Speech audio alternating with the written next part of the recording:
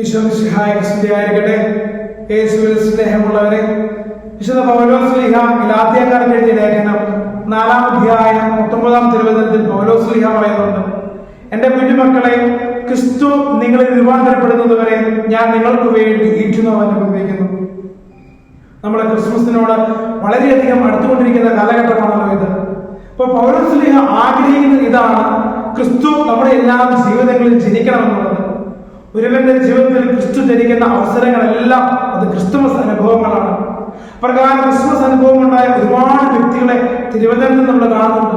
അവരുടെ എല്ലാം ജീവിതത്തിൽ സംഭവിച്ചിട്ടുള്ള വലിയ മാറ്റങ്ങൾ, അവരുടെ എല്ലാം ജീവിതത്തിൽ വന്ന വലിയ പരിവർത്തനം, വലിയ അത്ഭുതങ്ങൾ, വലിയ മാനസാന്തരം എല്ലാം നമ്മൾ തിരുവചനത്തിൽ കാണുന്നുണ്ട്. വിശുദ്ധ ലൂക്കാ അറിയിച്ച സുവിശേഷം 19-ാം അധ്യായം അതിൽ 1 മുതലുള്ള തിരുവചനങ്ങളിൽ നമ്മൾ സക്കേവൂസ് എന്ന് പറയുന്ന ഒരു വ്യക്തിയെ കാണുന്നുണ്ട്. ഈ സക്കേവൂസ് എന്ന് പറയുന്ന വ്യക്തിയുടെ ജീവിതത്തിലേക്ക് ഈശോ കടന്നു വന്നപ്പോൾ, അവന്റെ ഭവനത്തിലേക്ക് കടന്നു വന്നപ്പോൾ, ചുങ്കക്കാരെ പ്രധാനിയും ഭാവിയുമായ സക്കേവൂസിന്റെ ജീവിതത്തിൽ നടക്കുന്ന വലിയൊരു മാനസാന്തരം നമ്മൾ കാണുന്നുണ്ട്.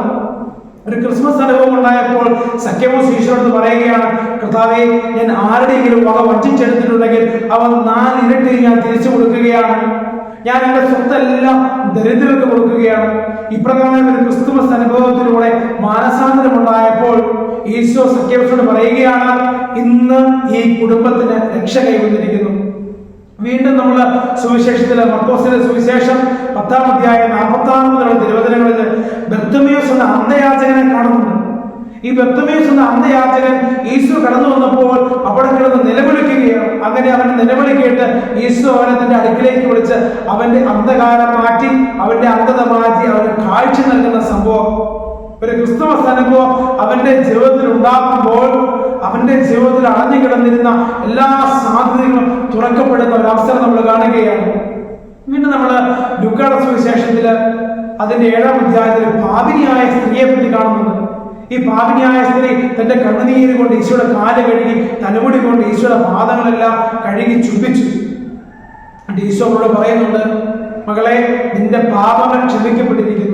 ഒരു ക്രിസ്തുമസ് അനുഭവം ആ പാപിനിയായ സ്ത്രീയുടെ ജീവിതത്തിൽ ഉണ്ടായപ്പോൾ അവളുടെ ജീവിതത്തിൽ സംഭവിച്ചിട്ടുള്ള എല്ലാ തെറ്റുകൾക്കും, എല്ലാ കുറവുകൾക്കും, എല്ലാ പാപങ്ങൾക്കും പാപമോചനം ലഭിക്കുകയാണ്. പ്രിയമുള്ളവരെ, നമ്മൾ തോമാസ് ശ്ലീഹായുടെ ജീവിതത്തിൽ യോഹന്നാന്റെ സുവിശേഷം 20:28-29 നമ്മൾ കാണുന്നുണ്ട്. എന്റെ കർത്താവേ, എന്റെ ദൈവമേ എന്നുള്ള വലിയൊരു വിശ്വാസ പ്രഖ്യാപനം തോമാസ് ശ്ലീഹായുടെ ജീവിതത്തിൽ ഒരു ക്രിസ്തുമസ് അനുഭവം ഉണ്ടാകുമ്പോൾ നമ്മൾ കാണുന്നുണ്ട്. വീണ്ടും നമ്മൾ പൗലോസ് ശ്ലീഹായുടെ ജീവിതത്തിൽ കാണുന്നുണ്ട്.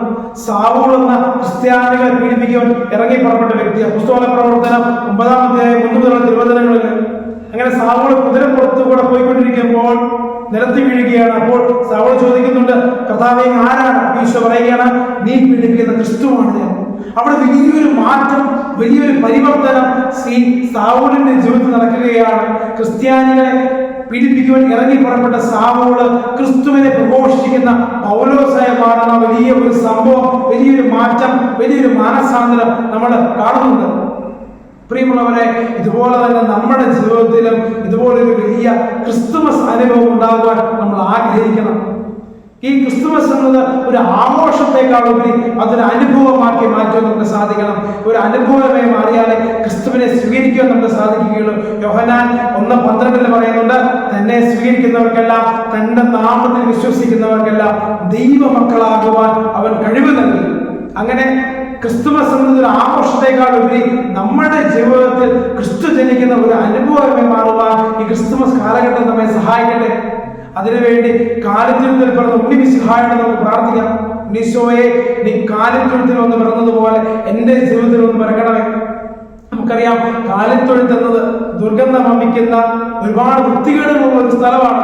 ഈ കാലിത്തൊഴുത്തിന്റെ മഹത്വം ഉണ്ടായത് ക്രിസ്തു അവിടെ വന്ന് ജനിച്ചപ്പോഴാണ്. നമുക്കറിയാം, മനുഷ്യൻ എന്നത് പൊടിയും ചാരവും മണ്ണുമാണ്.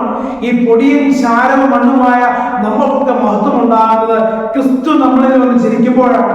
അങ്ങനെ മഹത്വമുള്ള ജീവിതങ്ങളായി മാറുവാൻ നമുക്ക് ഓരോരുത്തർക്കും സാധിക്കട്ടെ.